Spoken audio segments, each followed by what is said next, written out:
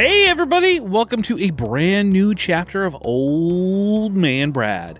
Whether you are new to the show or returning for another chapter, thank you so much for giving me a listen.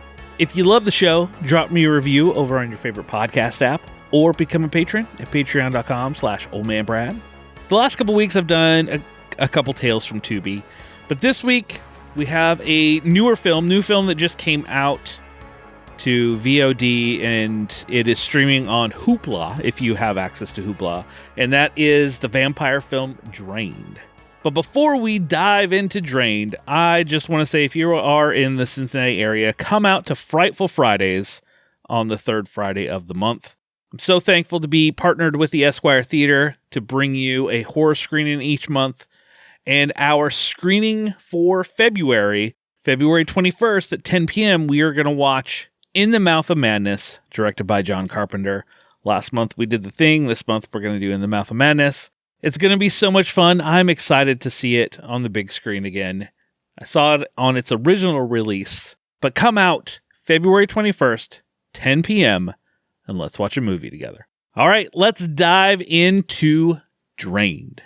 So how did you actually, become a vampire?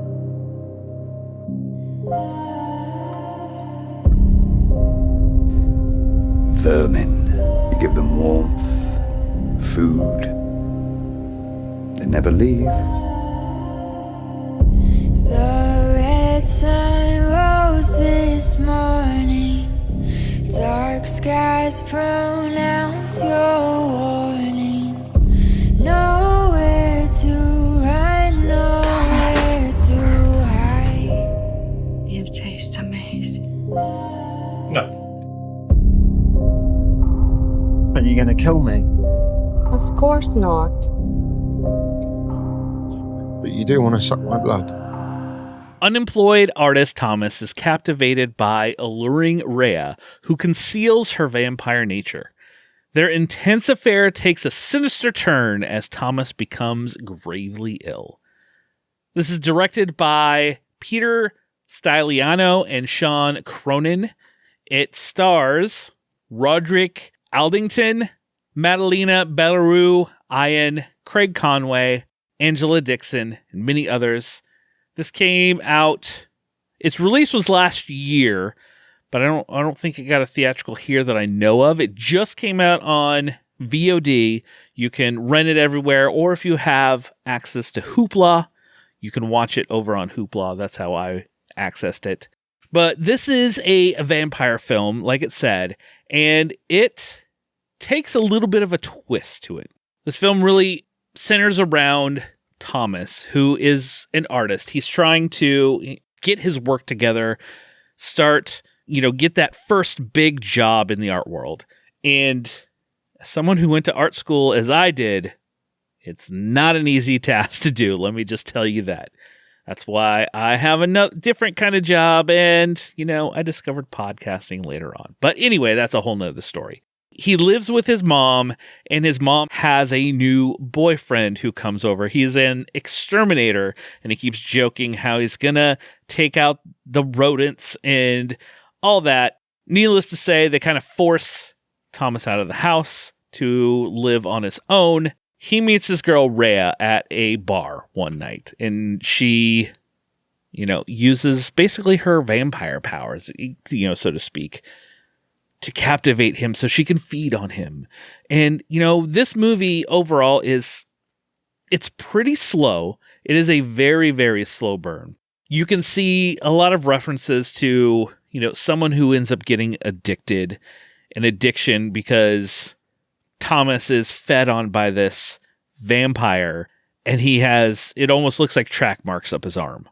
Like he's been shooting heroin, and nobody believes him because he's not feeling well. Things aren't going good. He's obsessed with her, telling people vampires are real. But there are some twists to the vampire lore in this that I enjoy. That you have your typical things that you know about.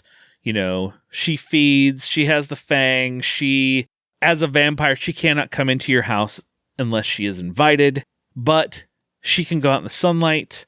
there's a twist of when there's a full moon, bad things happen, where she kind of becomes a little more feral. So as you go along with this movie, I liked it, but I didn't love it.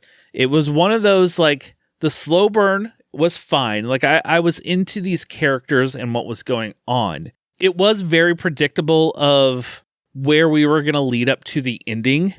You know, when what happens at the end, you're just like, well, I saw that coming a mile away. It kind of builds up to this big climax that we kind of get a piece of. You know, it starts to ramp up, but I felt like it pulled back from what it wanted to be. Obviously, this type of film budget probably took a big toll into how much they could do with this bigger ending, because it does build up to the end. I don't want to say a showdown, or I don't want to spoil kind of what happens, but it's a big buildup that you're just like, oh, it left you wanting more. And by the end, I was like, well, I saw the end coming and I just kind of wanted a little bit more. So it was okay. It was a decent watch. Everybody involved was great. You know, Rudrick, who played Thomas, and Madalena, who played Rhea, they were both fantastic. She was very good at this, like, emotionless vampire that you kind of see, and there's some dark comedy in it that's really good. Some pieces of kind of like coming to age. There's pieces of a bigger relationship between the two, or is she just a stone cold child of the dark, kind of what is going on as he's infatuated with her. He wants her to feed more. He needs it. He needs more. Overall, I'm gonna tell you Drained is a semi-recommend for me. I think it's about a 2.5 to 3 star, right in the middle of the road. I didn't hate that I watched it. I enjoyed the film. I just needed more to the climax, kind of just a bit more in it to really put it over the edge. Well, those are my thoughts on Drained. I really don't have a ton to say about Drained. I do have one that I'm going to talk about here in a minute for my At Homes. It's another vampire movie that is phenomenal. You can go rent Drained, or like I said, if you have Hoopla, go check it out. It's a mild recommend from you. It's kind of in middle of the road. It's not going to blow you away. You're not going to be like, oh my gosh, this is the best vampire movie ever. Anything like that. You're just going to go, okay, well, that was enjoyable. I like some of the changes to lore and kind of where it went. So with that, either, you know, as a double feature, I'm all about double features this year. Either as a double feature or a vampire film to watch over Drained. There's a movie that came out in 2012. I had never seen it. I knew of it. I just had never watched it. So I watched it. It's called Byzantium. It's directed by Neil Jordan, who also directed Interview with a Vampire. And it stars Saoirse Ronan, Gemma Arterton, Sam Riley, Caleb Landry Jones, Johnny Lee Miller, many others. And this movie also takes a different turn on the vampire lore. I loved this film. It looked stunning. There's some cinematography in this. There's one scene towards the beginning of the movie where Saoirse, who plays the character Eleanor, and is talking to Caleb, whose character's name is Frank. They're talking kind of in this, like an overpass tunnel area, and the camera's pulling back. And then the road that's above, Gemma Arterton's running down the road, calling for her, and just the way it's framed and it pulls back and everything, I was just like, this is fantastic. And this takes a completely different turn on the vampire lore. They can also go out in the daylight. They do need to feed, but they don't have fangs. They have a nail that gets long that they just pierce them and suck the blood out. I thought that was a neat little thing. This, just like Interview with a Vampire, it's a story within a story. Eleanor is kind of giving her story of how everything happened as we are playing out what is going on with them.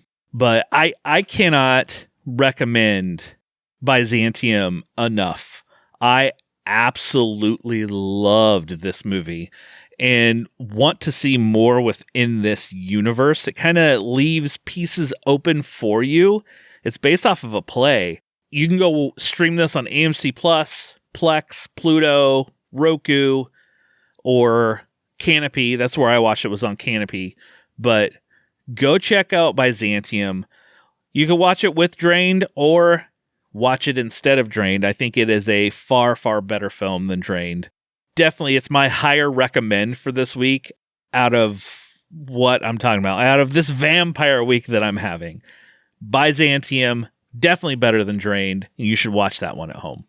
Drained wasn't terrible. I don't want it to seem like I absolutely hated Drained and you should never watch it. Drained wasn't terrible. It was just okay. Well, on my way out, I want to tell you, bring home Better Man. Buy on digital now. Experience the recovery and redemption of pop star Robbie Williams in the most original musical ever made. From Michael Gracie, the visionary director of The Greatest Showman, prepare to be entertained with the Oscar-nominated story critics are calling jaw-dropping and wildly inventive. Includes over 45 minutes of show-stopping bonus features. It's available at participating retailers to buy or rent, including Fandango at home right now. So if you want to see Better Man, it's like last week, I have digital codes for that. I have a couple digital codes. Just hit me up, oldmanbradpodcast@gmail.com. First come, first serve, and I will send you one to check out Better Man. Well, that will do it for another chapter of Old Man Brad. Just make sure you subscribe to the show and you won't miss any of these episodes or my series, Tales from Tubi. And I want to let everybody know that I have a new series starting here in a few weeks called Versus. So you will not only get the regular show with interviews, reviews, stuff like that, plus my series Tales from Tubi, where I dig the depths of Tubi to find you the good and the bad of what horror Tubi has to offer. But now I'm going to have another series starting where I'm going to bring a guest on, and we are going to compare the remake/reboot of a film to the original film. And right now, planned out, my first episode is going to be the April Fool's Day films from 1986 and 2008, but that should be coming out in a few weeks. Hopefully I can make it also to go see Heart Eyes, which I said was coming, but I didn't. I got busy. I haven't seen it yet. But anyway, just subscribe to the show and you won't miss any of that. And I will be back soon. Just snuggle up in that blanket, turn off the lights, because it's okay to be scared. We'll talk to you later, everybody.